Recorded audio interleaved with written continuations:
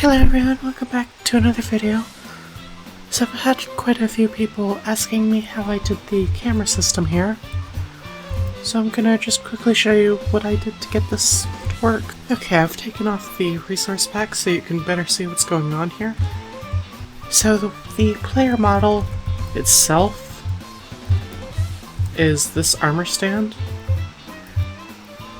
And I detect movement using the movement predicates, which you can find here on Misa. So I'm using 1.21.3, but you can select what game version you want there. And this is what the completed predicate looks like.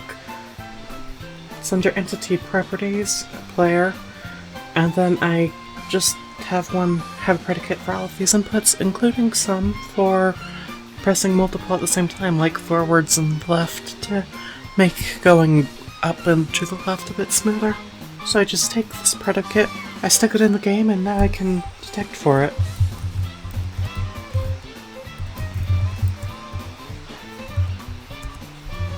As you can see, I can run the test, and I'm not currently going up, so it fails. And then I just have these commands.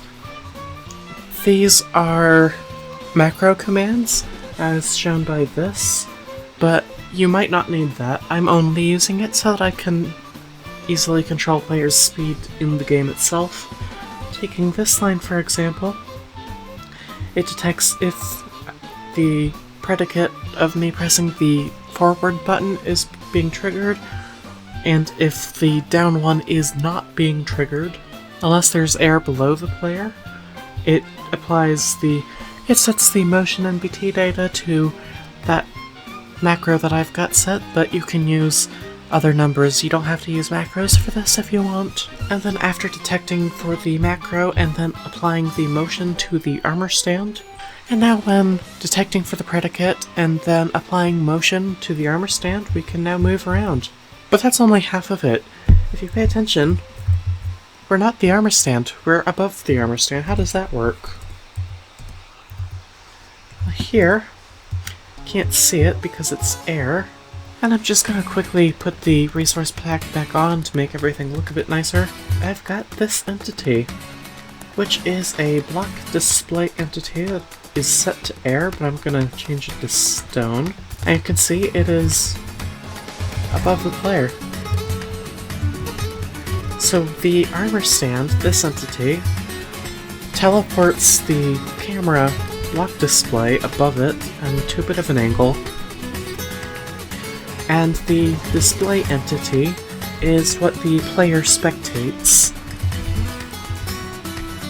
So you can see I'm now the stone.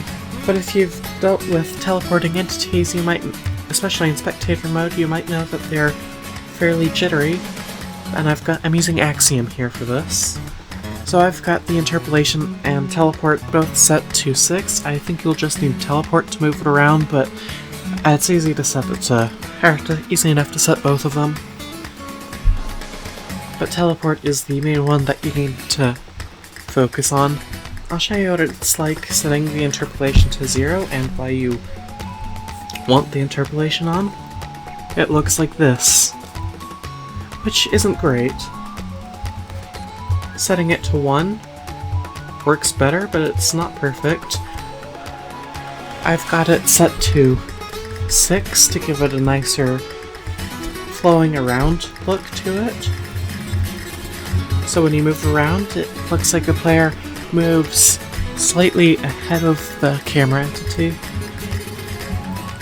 And then the rest of the GUI, this bit, is using the exact same method. It's just teleporting in front of the camera with the same teleport duration. So all of that combined together, the predicate moves the armor stand, and then the armor stand moves the camera entity, which has a teleport duration to make it smoother, and that's how you accomplish this camera effect.